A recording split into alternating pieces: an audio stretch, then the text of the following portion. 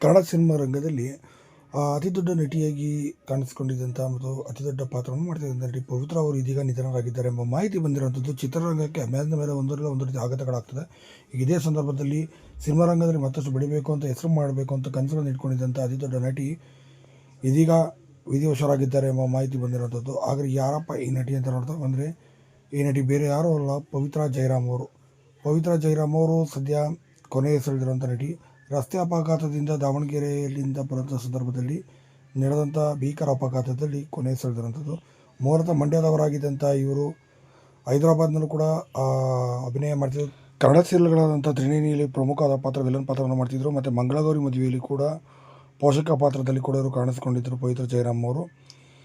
ಇನ್ನು ಹೀಗಾಗಿ ಅವರು ಕೂಡ ಈಗ ಕೊನೆಯುಸಿರೆಳೆದಿರುವಂಥದ್ದು. ಈಗ ಪವಿತ್ರ ಜಯರಾಮ್ ಅವರು ಕೂಡ ಈಗ ಕೊನೆಯುಸಿರೆಳೆದಿದ್ದಾರೆ. ರಸ್ತೆ ಅಪಘಾತದಿಂದ ತೀವ್ರವಾದ ತಲೆಗೆ ಪೆಟ್ಟು ಬಿದ್ದ ಪರಿಣಾಮವಾಗಿ ಆಸ್ಪತ್ರೆಗೆ ಸೇರಿಸುವ ಮಾರ್ಗ ಮಧ್ಯೆ ಕೊನೆಯುಸಿರೆಳೆದಿದ್ದಾರೆ ಅಂತ ಹೇಳಲಾಗುತ್ತೆ. ನೋಡೋಕ್ಕೆ ಕೂಡ ತುಂಬಾ ಮುದ್ದಾಗಿದ್ದಂಥ ಈ ನಟಿ ಈ ರೀತಿ ದುರಂತ ಅಂತ್ಯ ಆಗಿದ್ದು ಕನ್ನಡ ಚಿತ್ರರಂಗಕ್ಕೆ